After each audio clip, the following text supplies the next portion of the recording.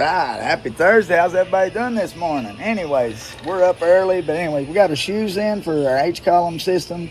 This guy's been putting like 4 motors in this thing, and when I first, it's just a bad design. Too heavy of a slide. If you look in those previous videos, you see how we remove these H-columns.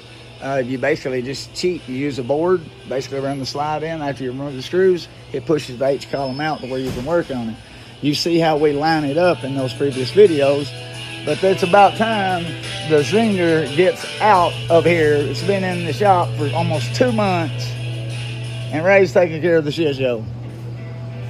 How you doing this morning, Ray? No chalk line. I got to do it the hard way. That ain't no way. There ain't no chalk line now, Ray. It's flexing. So this is getting totally restoration. As you see, the subfloors are out. Now, when you see something flashing like that, doing that, that's telling you that it's failed. They only good for like 60 months. That's 5 years. So as you see, we don't have to remove all the skirt and trim. And unless there's a mobile guy, I've got like 20 techs out there that are running their own mobile company, or they was in business long before me. But like one comment said, your ways and methods have made my basically more my company more efficient, making more money. I love those comments. And listen, you guys, I've got you back. You can call me 24/7. If I don't know what it is, we'll figure it out. So the tank sensors, all I got to do is put this RV back together. This RV had to be completely wired. I'm talking, it ripped all the wires out. They run over a tar. I think it was a tar in the middle of the road. Man, it hooked everything underneath this RV and ripped it out. The hardest problem about this job wasn't running all the lines from the 7-way. That wasn't the problem. The problem was getting these tank sensors to work and make sure they're reading right. All right, dead battery. I've got it unplugged. So we have a dead battery, and since it was plugged up all night, that tells me the battery's not holding a charge.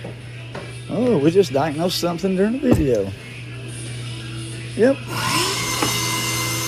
This battery disconnects in. Okay, yep, we got battery. So I'm going to have to do a converter. The converter, you don't just replace the battery right off the rip. We need to plug it back up, get some voltage readings, and I'm pretty sure that it's probably going to be a fuse load on the converter, something simple. We got it. So we give you an overview. We go outside. I've got to work on the green beret units all day. I mean, they got to have the commander's unit ready in the morning. It's outside the front bay. It's his first RV, so we will be giving him a full walk-around demonstration free of charge. But from working out of a car, came down here, didn't even have a cell phone 7 years ago, 8 years ago. It feels like I've been down here 20 years, though. Anyways, let's go out and look at the Green Beret unit, show you what we got going on with it. So it's, anyways, it's not really the DLAM on this RV you're about to see. Oh, and somebody got answered the comment right yesterday. I couldn't believe somebody answered. I put up a $50 video saying if somebody can tell me what's wrong with this awning. I even throwed them off and said, is it too much spring tension or not enough?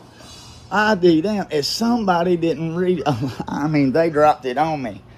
They pointed out the right arm needed to be moved up this much. It wasn't locked in. Just this much. How did he see that in that video? I mean, I got to give him $50. I mean, he's got a sharp eye. That guy right there, I will be announcing his name on the next video as a winner.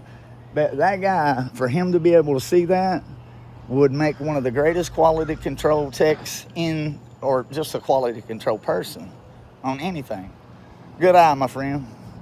So basically all this stuff was delamming, had holes in it, was dust coming out of it. So we got this rubberized diamond plate, but the only thing about it is I want to maybe epoxy it on here because it's going to be vibrating going down the road. And see, here's what we're covering up. See, it's like they wanted to say, well, like, hey, what would $1,000 do? Well, I did his roof. We painted the whole daggone RV. Every bit of this stuff has been masked off and painted. electrical problems fixed. Josh, I need to see if this light work. I'll make sure this light fires up.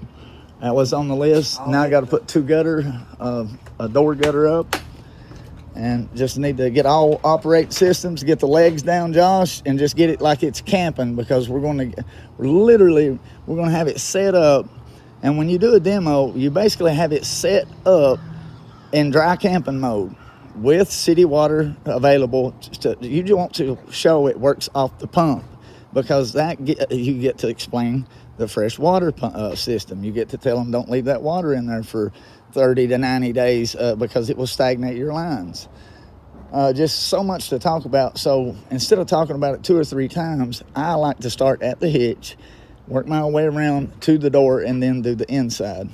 I don't never go inside the coach and do the inside of the coach first. I do the full walk around, and then at the end of it, we hook up if they got sway control, we're hooking it all up and showing them how to hook it up. All right, Scott the RV Tech, y'all have a great day. Stop off and sip on 301. We're in Stark, Florida. PM me.